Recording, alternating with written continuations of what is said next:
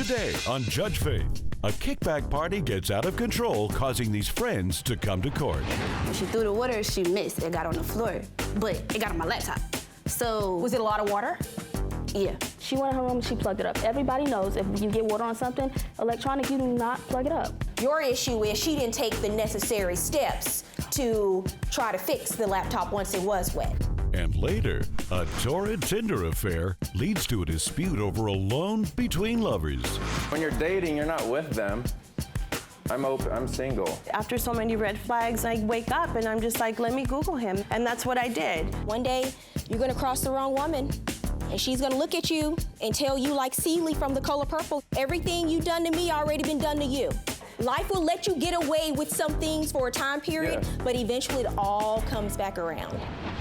Faith Jenkins. Her distinguished legal career began when she graduated first in her law school class. She quickly became a tough New York City prosecutor, and then a preeminent legal analyst on cable news. And now she's the judge in her own courtroom. Her cases are real, and her rulings are final. She is Judge Faith. Plaintiff Amber Lee says her roommate was flirting with a guy when she threw the water that ruined her computer. She's suing for the cost to repair her laptop. She's accompanied by Raisa Tabika. Defendant Mecca Johnson says she doesn't owe anything because her roommate told her to throw the water that destroyed the laptop. All rise. Court is in session. The Honorable Judge Faith Jenkins presiding. Please be seated. Your Honor, the litigants have been sworn in. This is the case of Lee versus Johnson. Thank you, Juan. Amber Lee? Yes, Your Honor. You are suing Mecca Johnson? Yes. For $895, the cost of a laptop you say she destroyed? Yes. And you have a witness with you today? Yes. And you are Raisa, is it Tabika? Takiba. Okay, so we'll start with you, Miss Lee. Tell me what's going on here. How do you know the defendant? We all go to school together. We are roommates. So. What school do you go to? North Carolina A&T State University. Me and my 3 roommates, we were all moved in before Ms. Johnson moved in. Are you a roommate as well? Yes. Okay. Yes. When she moved in, everything was fine. We were all cool. We were friends for a while. Up until March 24th, then that day changed. Tell me about what happened in March with the laptop. On March 24th, I was in the living room. I was working on a school assignment in the living room. My laptop was plugged in. What kind of laptop? It is a MacBook Pro. I was in the living room working on an assignment. I got up and went to our 4th roommate's room because we was taking a class together. I went in her room to ask her a question. Ms. Johnson and one of our friends walked in and they were flirting very hard that week, and they were playing around a lot. She threw water on him, but she missed. At this point, how did she throw water? She have a cup or? It was a bottle of water. I guess the top was off. I didn't know the top was off at the time. When she threw the water, she missed. It got on the floor. When it first happened, I was like, yo, chill, like you're actually throwing it. I thought she was just gonna fake it. She threw it again. And this time, she missed again, but it got on my laptop. So. Was it a lot of water? Yeah. I'm upset at this point. I'm yelling, I'm screaming, I'm saying everything under the sun. Me and Mecca, we both took the laptop and we rushed it over to the kitchen, and we taking paper towels, everything we can to try to save it. We're both pressing the power button to try to get it turned back on. And where was the laptop when she threw the water? It was on the couch. It was charging. And was your laptop completely damaged? You can't get it to work again after that? No. Okay. And it was working before that? Yes. What happened? So we were all playing outside, and she was downstairs doing something. We all came back in the house because he had said something to me that was really inappropriate. I was like, oh, Who is we? All of us. She was outside, Amber was outside. Okay. So then you walk back in the house, Yeah. all of you at the same time? No, it was individually, and I was like, oh, I'm gonna take this bottle of water and I'm gonna throw it on you. So I had chugged the first time and I did miss. So you took a bottle of water and you threw it on this guy friend? Yes. Okay. So after I did that, she was like, oh, you missed, oh, you missed. I said, okay, I'm gonna do it again. And then I did it again, and her laptop was sitting on the couch open, and that's how it got wet. You did throw water and it hit her laptop? Yes, and from that point, So why do you think you're not responsible? Because when I gave her the computer, like she said, when we rushed it to the kitchen to take it out, the computer turned on. I gave it to her, dried it out, and I turned it off. I said, do not turn back on the computer. Do not plug it up. She went in her room and she plugged it up. Everybody knows if you get water on something electronic, you do not plug it up. Your issue is she didn't take the necessary steps to try to fix the laptop once it was wet. Yeah, because when I gave it back to her, it was working. It turned on. Is that true? I gave it to her. No. What part of that isn't true? It was making weird noises, the screen was flashing, different things. And when did she first tell you that, hey, my laptop isn't working? About 5 minutes after we put it in the room, after she took it in the room, I 5 told her minutes not later. to. So 5 minutes later, she tells you her laptop isn't working. Yeah. So we know that it's probably the result of it getting wet, right? After she plugged it up. Did you put it in rice? Some people put those. I put my phone in rice when it got After wet. the incident happened, when she said I took it in my room, I was on my phone Googling how to save a MacBook computer, and it told me to turn it upside down on the towel to let it drain out. I went to Walmart and I got 3 bags of rice, came back, dumped it all in the bucket, and I put my laptop in it overnight. So when was the first time you plugged it in? When was the first time? After we took it from the kitchen. Coming up, a line is drawn, and one of these roommates is on the wrong side of the law. The only reason why you threw water is because she told you. No, the first time I did it on my own will. Do you do everything that she tells you to do? Oh, no, absolutely because not. she told you to pay for her laptop, but you didn't do that. No, because And later, somebody should have swiped left instead of right. And I came across some really unfortunate Yelp reviews of women that he had done the same thing prior to. She knows because they became friends. You want me now to fix all of this. Plaintiff Amber Lee says her roommate ruined her computer. She's suing for the cost to repair her laptop.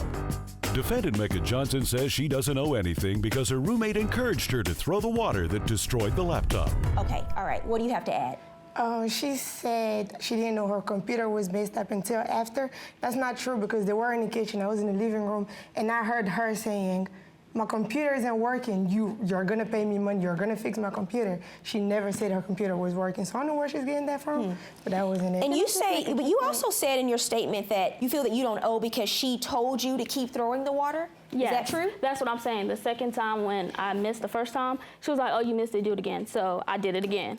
Okay, so you're saying that the only reason why you threw water is because she told you No, to? the first time I did it on my own will. Do you do but the everything second that she time- tells you to do? Oh no, absolutely Because not. she told you to pay for her laptop, but you didn't do that. No, because I did not.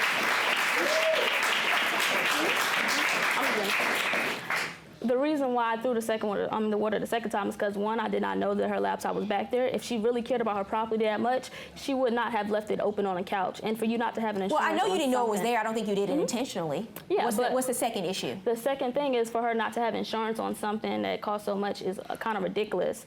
I'm not saying that I don't feel bad about the whole situation, but So do you have insurance on your laptop? Yes, my laptop's only $500. I have insurance on it. So for her to keep on egging me on to throw the water, and then when it spills up there and I try to fix it, I even offer her to buy her a new laptop because I wanted her to get her work done. Oh, so you offered to buy her a new laptop. Tell me about that. Yes. She said, well, Apple said it's going to take $750 to fix the computer. I said, okay, well, I don't have $750, but I'll buy you another computer. She said, For how what much? For anything, like not an Apple. I can't afford an Apple, obviously. How much did you tell her you could afford? Just a Windows computer. The same computer I got. My computer was like $500. So you want her to go from a MacBook Pro She said, to a Windows computer? I mean, there's nothing wrong with that, but I mean, what if she wants a MacBook Pro? Like that's her laptop of preference. I told her I didn't have the money to replace a whole new laptop or give her a MacBook Pro or whatever she wanted, but I would pay for her computer so she can go ahead and get her schoolwork done. Did she offer you money? Yeah, she offered me $200 to buy a new laptop, and I should be happy with that. These are the I never gave her a price range. I told her I would go. She said, what kind of computer would you like? I said, I'll get you a Windows, something I got, but I cannot afford an Apple. I was there actually when that happened.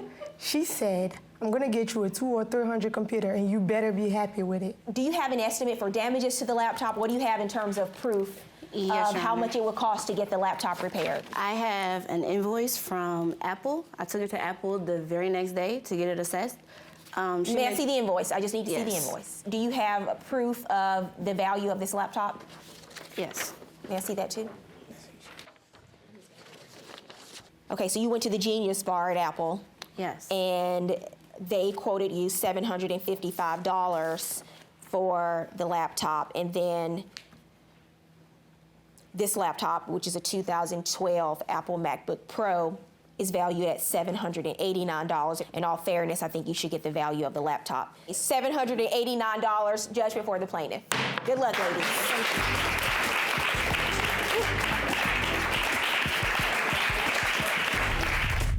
Plaintiff Gabriela Carlos says her ex-Tinder lover was going to be her forever boyfriend until she realized he was a cheater and con artist. She's suing for unpaid loans. Defendant Troy Grant says his ex-lover took pleasure in paying his bills, and she only demanded repayment after they broke up.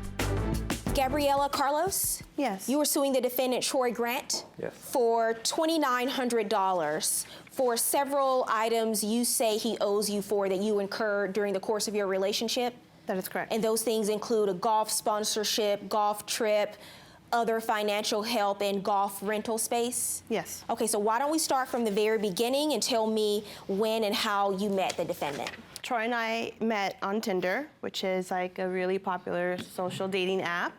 We started talking in December and maybe talked for about 3 or 4 weeks prior to meeting.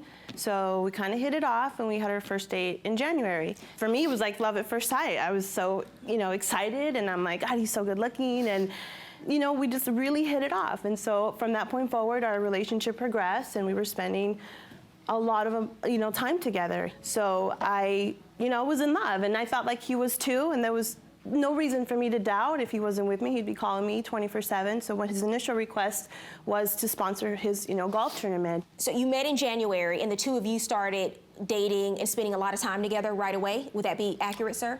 Yeah, we started getting closer and closer, and eventually started seeing each other more. Okay, and about how long after the two of you initially met and went on that first date do you say he approached you about playing in the golf tournament and you sponsoring him? I believe we met January 7th, and I believe he asked me to sponsor him January 12th.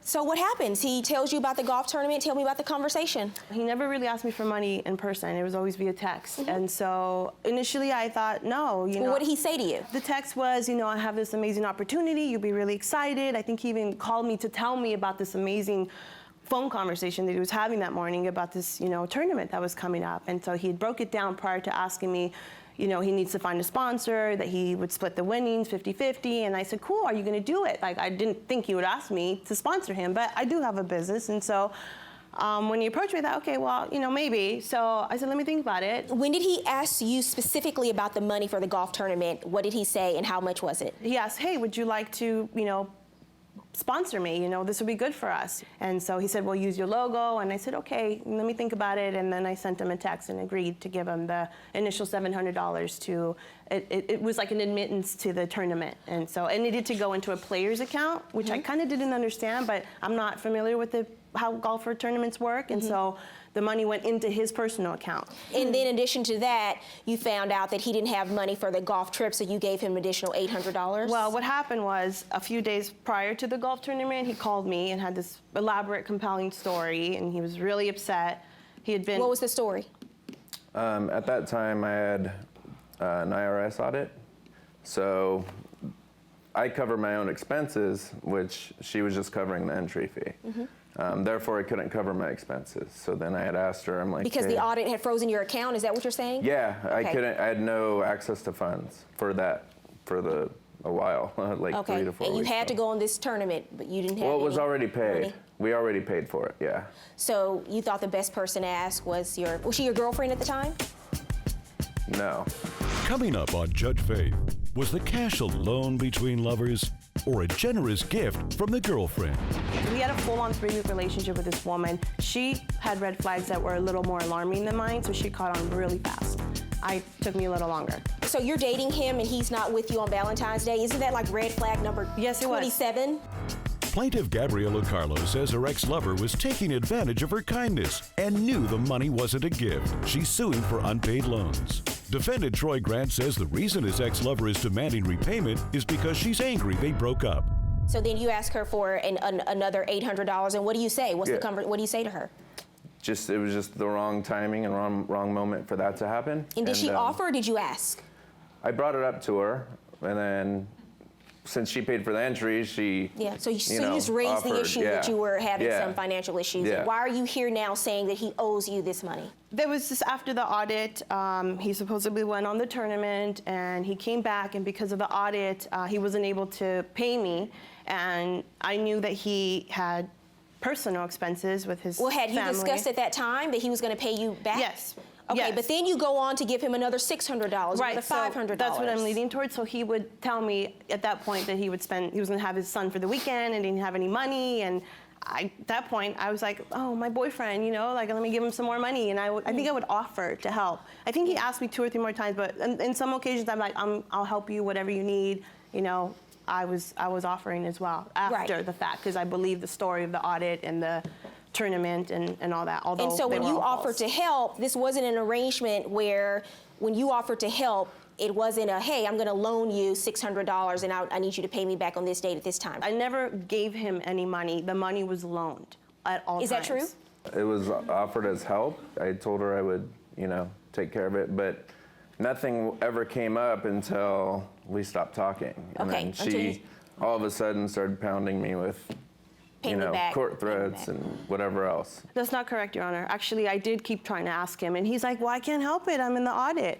And so I'd be like, okay, and already my intuition was kicking in, like something is not right. Well, yeah, because you've already given him $700. He hasn't Exactly. paid that back. That's red flag. I mean, you meet someone online. I'm aware. Right? And a few weeks later, you give them $700. That's red flag number 1. Absolutely. Days later, you give them $800. Red flag number 2. You're saying these are loans. Then you give them $600. Then you give them $500 for child support. How are these not red flags registering They're with all you? red flags, and I did question him throughout the entire time. And so He what had happens? But you keep stories. giving him money, and now you come to court because you want me now to fix all of this.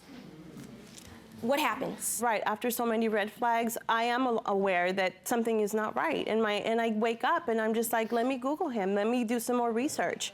And so I typed in his name, golfer, and I came across some really unfortunate Yelp reviews of women that he had done the same thing prior to. What do you mean by that? There's a review there that you can read, and it was the initial review that alarmed me. It was the same exact story that had happened to me. This woman wrote the review, and my heart dropped. Let me see it. Oh, we have it on the flat screen. Okay, let me take a look at it. This guy is a professional scam artist. Do not trust anything he says. He convinces women and men to fund his fake golf tournament entry fees and promises to give you half of the winnings, but never comes through. He does the same thing with his golf lessons. He advertises. He teaches professional golf lessons, but he never shows up. Beware and do not be his next victim. Do you know who wrote that? Okay, so I'll explain. Do you know who wrote that? What's that? I do, Do Your you know Honor. who wrote that? It was a girl I previously dated. Actually, when I was dating her. Did she give you money for a golf tournament? Yeah, but Or that's a total lessons? another issue. She knows because they became friends. We're not friends. What happened? You contacted this Yelp reviewer. Yes, I did. And what happens? She confirmed that I had been scammed. We exchanged phone numbers, and I later found out that he actually met her on January 22nd, which is the day he was supposed to go on his golf tournament that I sponsored. Which was on my phone. I didn't meet her in person. I have my text with her too. They And went on so- a date, and they also went on a date on Valentine's Day while we were together, and he was supposed to be babysitting. So he had a full-on 3-week relationship with this woman. She had red flags that were a little more alarming than mine, so she caught on really fast. Took me a little longer. So you're dating him and he's not with you on Valentine's Day. Isn't that like red flag number Yes, it was. 27? Yes, it was. But when you're dating, you're not with them. I'm single. You need to stop giving money to people you just met online. Your Honor, we had a great But time. you know, we had a if great you didn't have relationship. this Yelp review, I'm going to tell you right now, today would not have been a good day for you.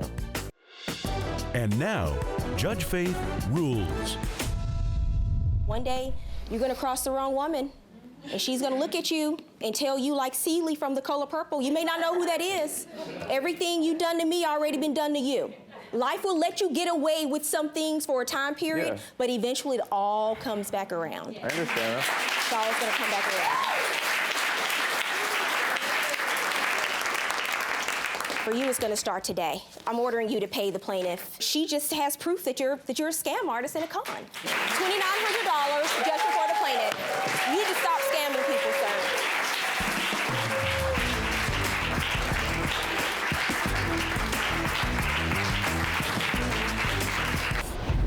Plaintiff Vicky Porter says her former hookup and roommate is a con artist who promised to pay her back when she bailed him out of jail. She's suing for a personal loan. Defendant Jeff Freeman says the money was a favor, not a loan, and he never promised to pay her back. All rise. Court is in session. The Honorable Judge Faith Jenkins presiding.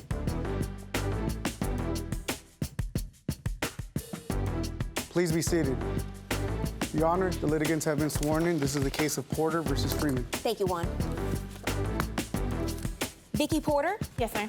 You are suing the defendant, Jeff Freeman? Yes, Your Honor. For $4,664 you say he owes you for personal loans? Yes. Okay, so why don't we start from the beginning, Ms. Porter? Tell me what's going on here. Okay, well, we originally met in July of 2012. We played volleyball. I had a house that had volleyball courts, and I had a tournament that day, and had a mutual friend of ours invited him over to play in the tournament.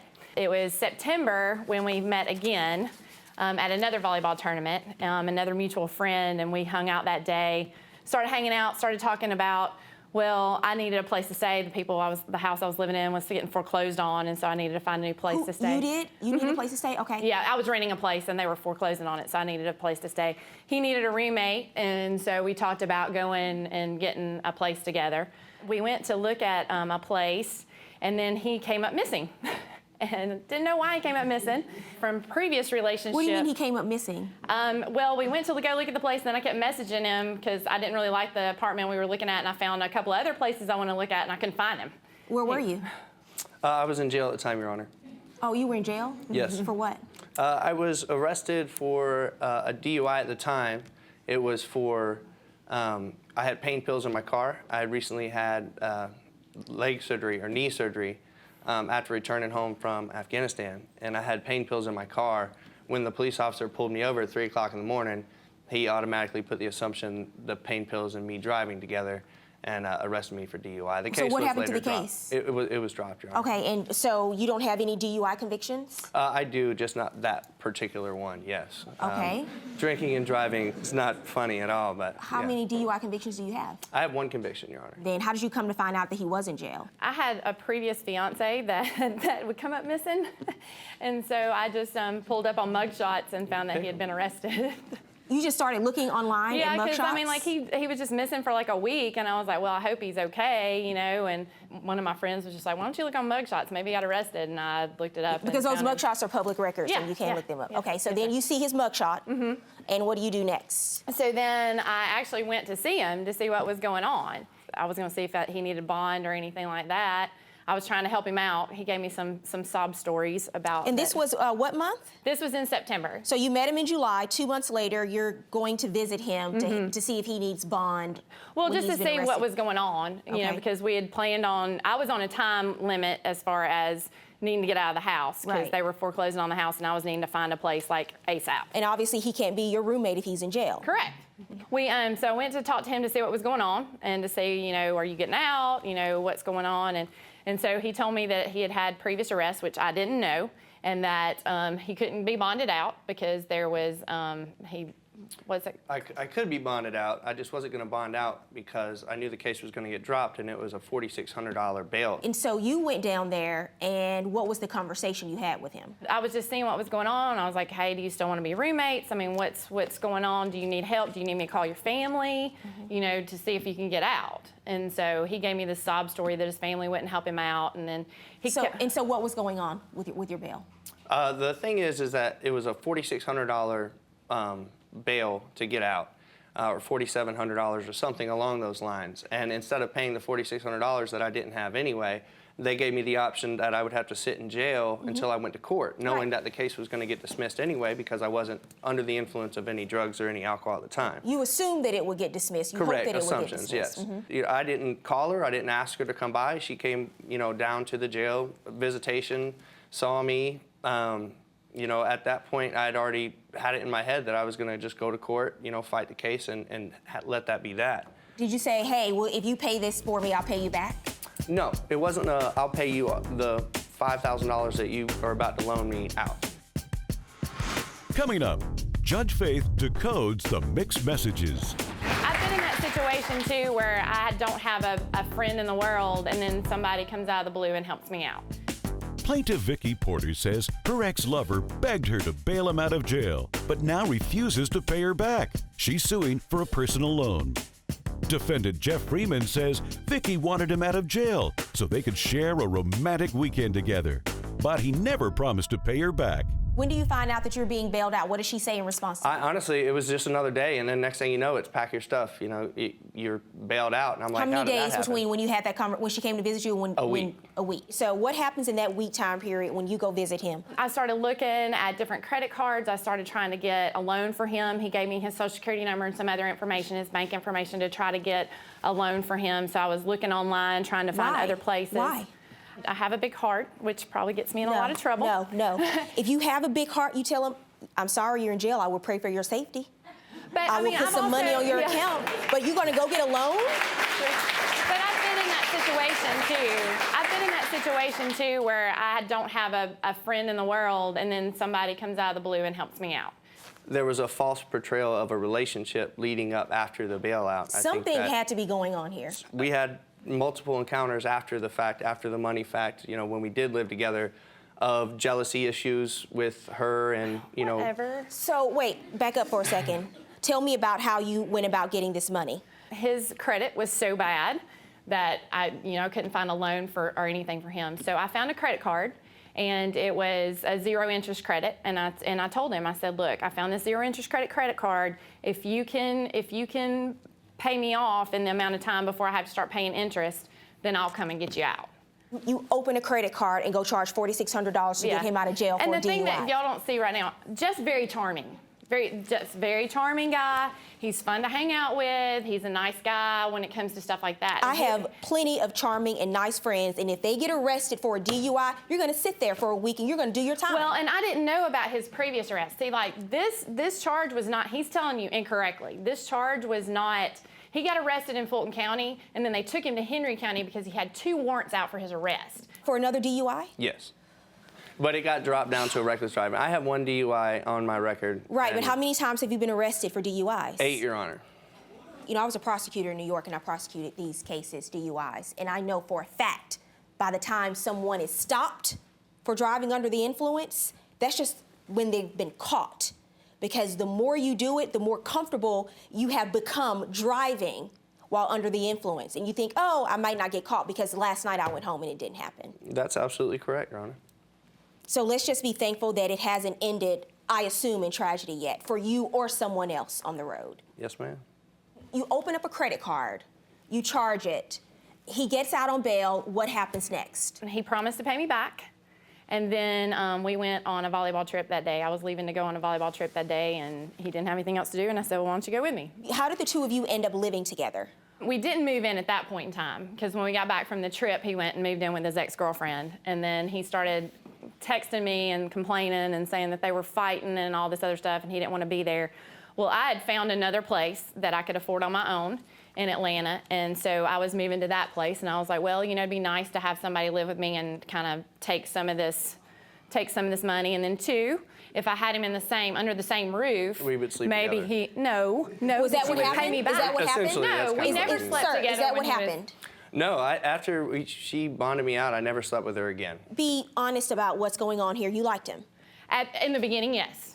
Mm-hmm. At that point in time that we were living together, no. Well, it makes sense because why else would you open up a credit card and go spend $4,600 on someone? Do you do that in all your relationships? No.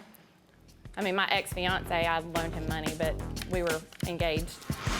Coming up on Judge Faith, evidence is revealed that puts this casual affair into context. The contractor wouldn't answer his phone calls because he got him fired from the job because he ran his mouth like he always does, and he was going at lunch and drinking at lunch and then going back and running his mouth. Drinking at lunch? Yes, you were. Through mutual friends, I had heard that Vicky received money from the contractor, yes. I'm just trying to figure out how many levels of hearsay we have in this statement. Plaintiff Vicky Porter says they were more than friends with benefits. She's suing for a personal loan. Defendant Jeff Freeman says Vicky was just a fun fling, and he never promised to pay the money back. So how long do the two of you live together, and what happens? Well, he didn't move in until like December of 2012, and he moved out in January of 2012 and left all his stuff there, went and moved in with another girl somewhere. And it's now almost 3 years later, and we're here. Yeah, How did we get here? I still haven't gotten any payments or anything from him. He's even gone so far to call me and said, oh yeah, I'm sending you some money, I'm mailing you a certified check, okay. And then I wait a week, still didn't get it, called him and said. Did you do that? No, I did not, Your Honor. Yeah. Okay, what discussions have you had in this time period about paying her back? Or did you, since you In said November, you kind of agreed to it? In November, or the end of October,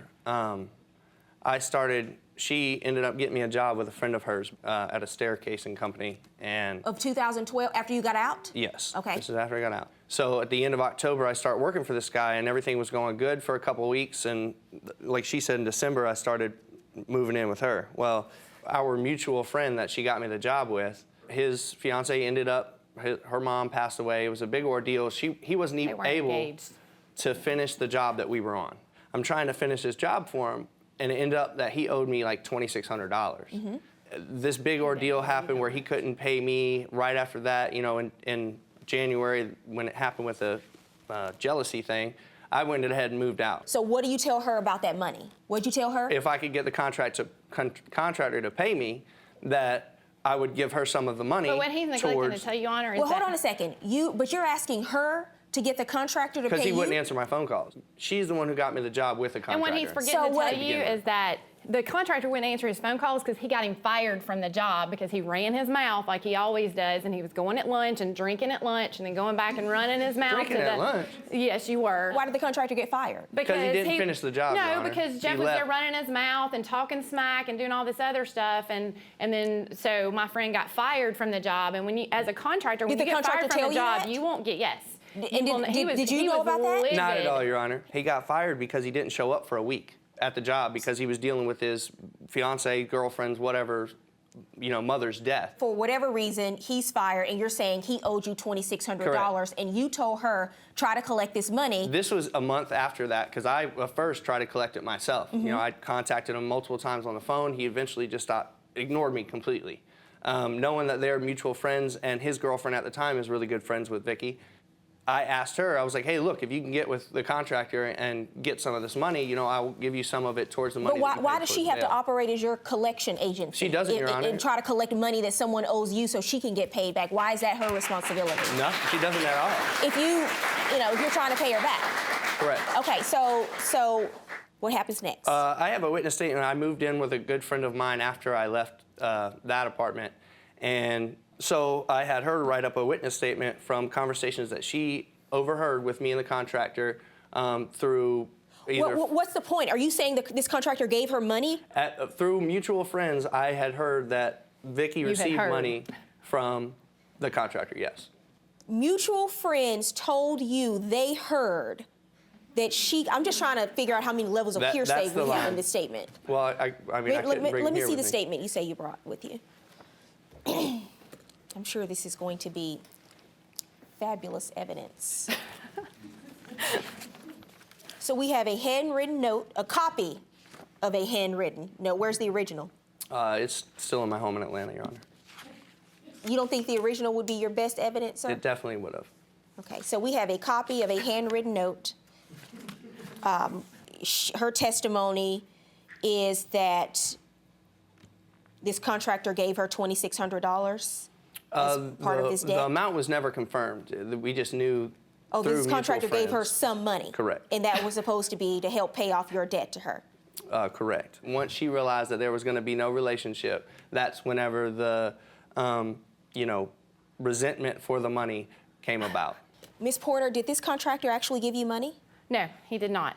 Did he ever contact you about paying you on behalf of him? Well, he had mentioned it, but then he said that because he got fired from the job, he didn't get paid at all. And he said he couldn't even pay Jeff any money because he didn't get paid at all. So let me tell you the issues with your evidence here. This copy of this handwritten note from this Ashley person who you didn't bring to court with you today.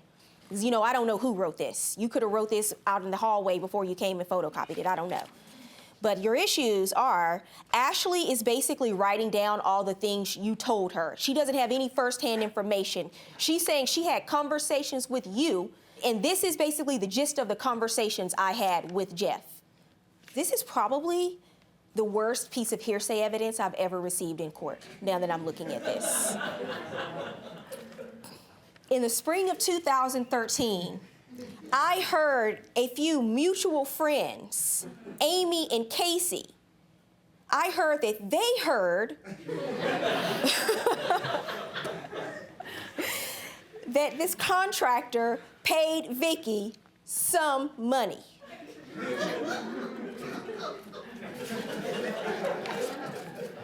You can't make that up. I mean, this is the most unreliable piece of evidence I've ever received in court. From the female standpoint, I believe Vicky was wanting a relationship with Jeff, and when she realized she wasn't going to get one, she began demanding repayment. Juan, give this back to him, please. Judge Faith, I wanted payment from the second I bailed him out. I have a promissory note that is notarized with Jeff's signature saying that he would pay me back, that he signed the day that I bailed him out of jail. Oh, you signed a promissory note, sir? What day did I sign that? Sir, The day that you got bailed out of jail. I'm asking you a question. Did you sign a promissory note? I'd have to look at that, Your Honor, to be honest with you. You wouldn't remember signing a promissory note for $4,600? Like I said, we went straight to the beach that day. You signed it before we got in the car. Because I told you Is there a date on it, Your Honor? I wouldn't bail you out And it's without notarized, and it's the original.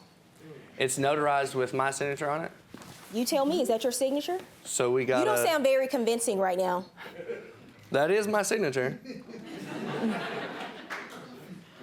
You have no memory of signing this document. Like I said, she picked me up, we went to the beach. We went to my house first because I told you I would not bail you out unless you signed that promissory note. Now, this is what you call good evidence. Original, signed, And notarized. document, both parties, signatures on the document, both parties in front of me admit that they both signed the document. And now, Judge Faith rules. You're really lucky you had a promissory note. He's not the most credible person in the world, but it would have been your word against his. And based on everything you told me you did for him out of the goodness of your heart, I obviously think there was more to it than that. I think you liked him, and I think you were hopeful that there would be a relationship. And there wasn't. But the one thing you did do right, you got a signed document, you got a signature. Judgment for the plaintiff in this case, $4,663.60. Pay her the money.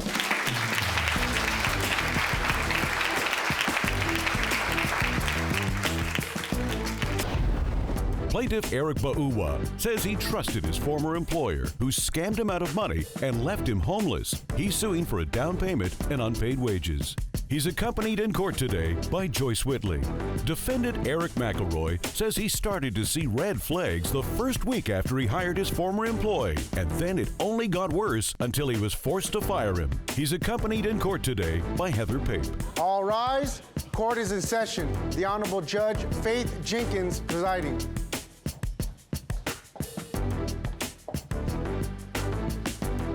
Please be seated. Your Honor, the litigants have been sworn in. This is the case of Bauwa versus McElroy. Thank you, Juan. Eric Bauwa, Yes, Your Honor. you are suing the defendant, Eric McElroy, Yes, Your Honor. for $5,020 you say he owes you for back wages and a down payment on a truck you say you purchased from him? Yes, Your Honor. Okay, we'll start from the beginning, sir. Why don't you tell me, and I read both of your papers, and I know you both submitted a fair amount of evidence. I've reviewed all of it, but I want to get the background story from both of you. How did you end up working for Mr. McElroy, sir? Your Honor, I used to work in the same company that he's a manager, and I traveled to Africa last year in August. So when I was there, and the manager then in charge called my former boss and told him that he wanted to work with me. So when I returned back from Ghana, he wanted me to work for him. So when I returned back, I went to the place, and he told me to come work for him. And I said, no, I want to do the delivery that I'm doing.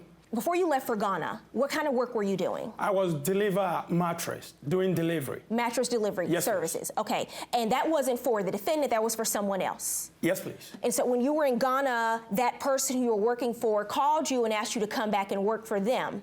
Yes, And please. you didn't want to. Yes, please. And so you somehow got involved with the defendant. Tell me about that. I spoke with him, and he said now he's a manager, because before he used to do the same thing that we were doing. So he said he's a manager now for the delivery service. And he said, the boss said he should give me a contract. So he's going to give me a contract. What month and year was that? It was October. October of last year. 2014. Yes, please. Is that how you remember this happening? No. The person that he's speaking of came to me and said that, hey, he wanted to work for the company, he wanted a contract. I told him that he can come and talk to me about a contract, but there was not a contract that was promised to him. Okay, but he came to talk to you, and what happened? He came and talked to me and told me that he wanted to do deliveries and that he would work for another contractor, but if he couldn't work for another contractor, he wanted to purchase a truck. So he comes to you, and he's asking you for a job. Correct. At that point. Correct. And what does he say to you?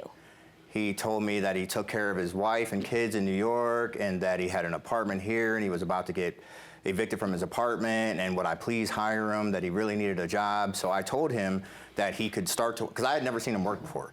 I know that he did deliveries, but I've never seen him on a truck. So did he tell you at that point that he was in desperate need of money, that he didn't have any money, so he really needed a job? Yes. That's your recollection of the conversation? Yes. Okay. And so what do you say to him at that point? I told him that I'd like to see how he works and what his work ethic was, whether he would show up on time. And you're in Georgia, correct? Yes. Okay, so what exactly do you hire him to do? What are the employment terms or the contractor terms? Well, there's two different ones. If you're an employee, you can work for any contractor that you want to. Okay, so I'm gonna stop you right there. I'm talking specifically about the plaintiff. I spoke with him about being either a regular employee for another contractor and then that's when he asked me if he could be a contractor. So that's when I asked him. An independent contractor? Yes, ma'am. Okay, so was that the agreement? I didn't agree to anything. You hired him, right? Right, but it was not in October. Okay, when did you hire him? It was around November. What was the agreement when you hired him in November in terms of what type of work he would do and how he would be paid? He got hired as a contractor on a preliminary basis, a probation period, and I told him, I said, if you do well and you show up and you come into work and you have your worker, I said, do you have a driver's license? He didn't have a driver's license. I told him that normally when you get hired as a contractor, you have to have a driver's license. I said, but if you can provide another person to drive your truck for you, I'll be nice and I'll go ahead and I'll give you the probationary period of being a contractor. So it was supposed to be $35 a stop, and he got hired in as a contractor, but not with a permanent contract. But he's hired $35. Yes. A stop, and he works for you for how long? What date to what date? It was from November. He worked for a couple months. From November what? I'd say till the end of January, February, something like that. Okay. Did he submit invoices to you with the number of stops he made? Well, they keep their own records, but we have records. We go by the manifest. So whatever the manifest says, that's what we pay. You can get docked for stops that the company, I'm just the management. So if the parent company docks you, I don't have anything to do with that. If you don't fill out the paperwork correctly, or if you're late to a delivery, you can say that you had 70 stops, but if the manifest, all of them total 50, that's what they get paid. So they pay me, and then I pay the contractors. Okay, and who is in charge of keeping this manifest? The company is. Okay. And so do you have the manifest for the 2 months you say he worked for your company? No, I keep my own records, but the manifest stays with the company, not with the management company. Okay, you don't have a the copy of parent that? company. No. Okay, how did you know how much to pay him? You go to the filing cabinet where they keep them on file, which is open to the contractors and to myself and to their employees, and then they go and it has the dates on them. No, I'm asking you though. You paid him a sum of money, right? I go look in the files, and I pull all the, actually, Heather being the office manager, she would go look in the files, pull all the manifests. It'll show who was working that day, what truck it was, and then that's how we keep records of that. Okay, and so from November to December, you have records of how many stops he made based on this manifest. Yes. Do you have a copy of that with you? Well, I don't have copies of each day because it would be, a whole stack of manifests, but I do have a sheet where I've tallied what stops he made. Coming up on Judge Faith, did unrealistic expectations make this business arrangement impossible? You're saying he made 84 stops? Yes. And you say you made how many stops, sir? 123 stops. Plaintiff Eric Boua says he thought his former employer was a good guy until he refused to pay him and repossessed his truck. He's suing for a down payment and unpaid wages. Defendant Eric McElroy says he doesn't owe any money because his former employee defaulted on their agreement and he was forced to take back his truck. You issued him a check. I want to see your records on how you decided what to pay him. You've explained to me that there's a manifest. On that manifest is documented the number of stops that he made. You already told me he makes $35 a stop. Right. So I want to see the manifest and the number of stops he made. I can't take copies of the manifest because it has people's personal information on it, their address, their names. That's against company policy. They wouldn't let. If I went in there and I asked him You to just take told copies me of that it, it was open to him, you can go look at it, but you anyone can't else make to copies go. of it. I can't make copies of it and take it out of the building and I can get fired. So I'm not going to do something that I can get fired for. I keep my own separate records. Are you the accountant in the company? I'm not the accountant, I'm the office manager, yes. Okay, can you stand up, please? What do you have to say, ma'am? The company provides us with a pay sheet, and I compare that to the records that I have kept. So, for example, I know that 84 stops were run. I double check and make sure we were paid for those 84 stops before we pay the contractor. You're saying he made 84 stops? Yes. And you say you made how many stops, sir? 123 stops. Why should I take your word over his? All I'm telling you is I have what I'm allowed to have. That's all I can say. You submit all of your invoices to Mr. McElroy for payment? Yes, you Your don't. You Honor. don't submit your invoices to the company that keeps this manifest for payment. You submit it to Mr. McElroy, I submit right? to Mr. McElroy, Okay. Your Honor. So you say he starts working for you in November? He didn't start right away as a contractor. He was floating between people's trucks because he didn't have money. He came to me and asked me for, he wants to stand over there and act like he's really doing something. He begged me for gas money. He didn't have enough money to even to buy the whole truck. I was nice enough to even let him give me a down payment for the truck. Wow. He didn't have insurance. I carried insurance on the truck for like 2 or 3 months because he couldn't even go to get insurance. His employee that he was supposed to pay came to me and said, "Oh, Eric hasn't paid me yet." And I said, "Well, why hasn't Eric paid you?" Eric came to me and asked me if I could change the name on his check because he owed his bank money. Stop. You're getting way ahead here. You I'm say just he worked explaining for the you. I'm sorry? Go ahead, I'm listening, I'm sorry. I need you to understand something. You see what this says up here? You see this? Yes. It says Judge Faith Jenkins. Yes. When you walk through these doors, I run this. I don't need your permission to speak in my own courtroom. Okay. So I'm going to tell you again, slow your roll. I do not like your attitude, but I'm going to get to the bottom of the legal issues in this case so you can go back to Georgia and run your company in Georgia. Okay. Coming up on Judge Faith, did bad decisions derail his delivery dream? He's supposed to be making payments on this truck to pay the truck off. That's the agreement, right? Yes. You don't even give him a chance to make a payment before you take the truck back, but you keep $3,000? No, I did give him a chance to make the payments. No, you didn't. Plaintiff Eric Bauua says his former employer stole his money and took his truck. He's suing for a down payment and unpaid wages. Defendant Eric McElroy says he doesn't owe anything because his former employee defaulted on their agreement. Okay, tell me about this $3,000 you're suing for the truck. Your Honor, when he told me he's going to give me a contract, he asked me if I have a truck, and I said no, but I'm about to buy one from somebody that works there. And you Your need Honor, a truck to make these deliveries? Yes, please. And Your Honor, he said, "Oh, that man truck is not working. It's not working. But I have a truck that if you buy the truck and you use it," and I say, "How much you selling it?" And he asked me how much the man is selling his truck. And I said $5,000. But the man said if I give him $3,000 for down payment, the rest, he will give me a time to pay it until I finish paying it. What time period? It was November, but the man said when I put $3,000 down payment, he will let me use the truck when I start working as a contractor. You have a truck that he's buying from you, correct? Yes. You give him $3,000 down payment, is that correct? Yes. What's the total agreed price that you'll pay? $6,000 that he said I'm going to Is he buying it from pay. you personally or from the company? Personally, but it wasn't for $6,000. Okay, what do you say the price was? It was $9,500. And do you have anything in writing? I didn't put anything in writing with him. Okay, so, but he did give you $3,000. You do know Yes. that much. Yeah, I'm Okay. not denying that. How much are you supposed to pay for the truck? The remainder of the payments? He said, I keep on asking him how much you're going to break it down. And he said, wait until you start working. Did you say to him in terms of making payments on the I truck? told him he would make monthly payments, and I said, "Can you handle monthly payments of $600?" And he said yes. Okay, and when were those payments That was from supposed the to very. start? They were supposed to start from the very beginning. What's So the very beginning? From we'll just say January. Okay, so for January 2015, because he just starts working at the end of December. Right. Okay, go ahead. He told me after he took the money, he said the truck that I'm giving you is not working. The kingpin is not working, so you have to fix it. And I said, how much for the kingpin? He said, not less than $400. You won't spend less than that. So I went and bought a kingpin and let somebody fix it. The person that was going to fix the truck, when he heard my name, Eric, he said he's not fixing it. And I said, why? He said, because the other Eric that owns the truck, I'm charging him for the campaign $500 to fix. He said he's not doing it. So I want to know if it's you, Eric, or him, Eric, and I say it's me. So the guy fixed the truck and charged me $500 that he is aware. And when he sold me the truck, he didn't tell me that the air condition and the heat is not working. Well, see, that's why you need to get things in writing, because when you sell a truck to someone, it's as is by default. It's an as is sale. So who has the truck now?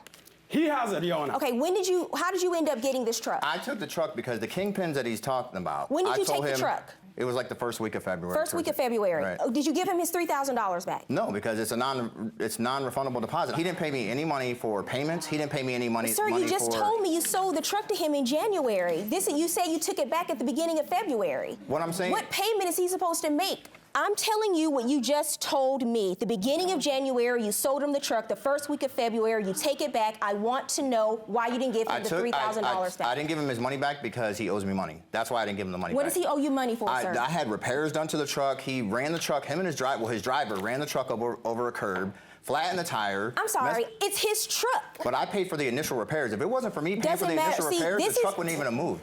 You sold a truck to him.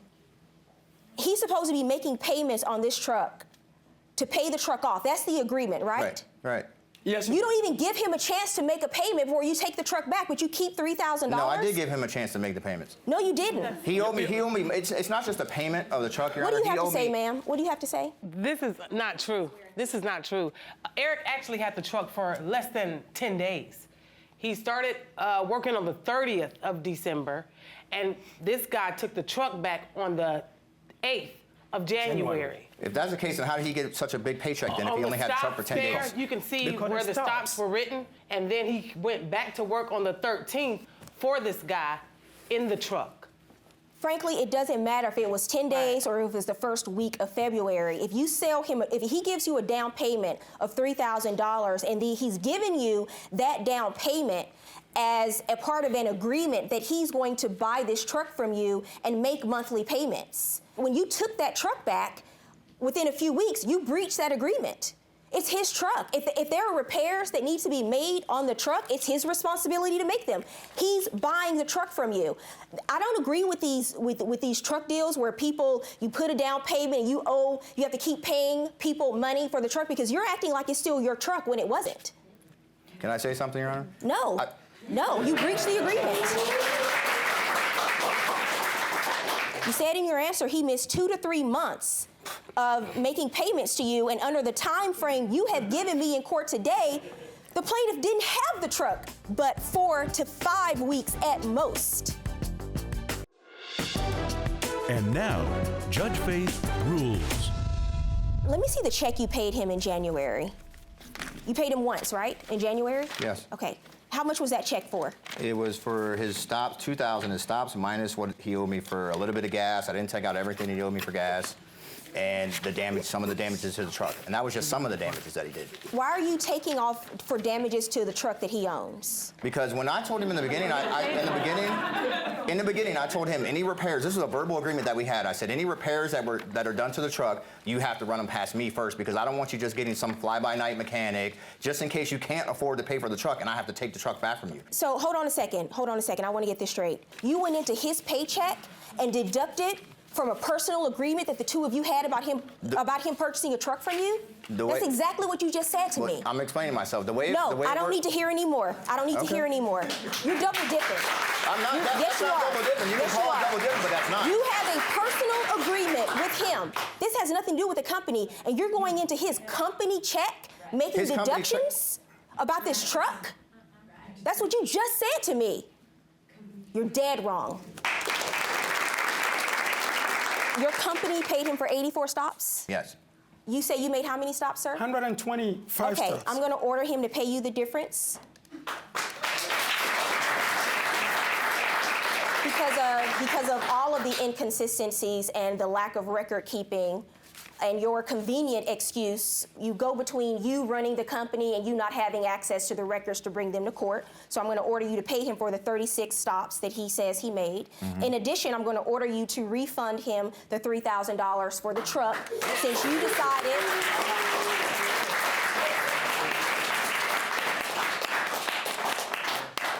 since you decided to go into his personal paycheck and take money from his check for a personal deal the two of you had, you're going to pay him for the truck that you took back after only a month. Judgment for the plaintiff, $4,260.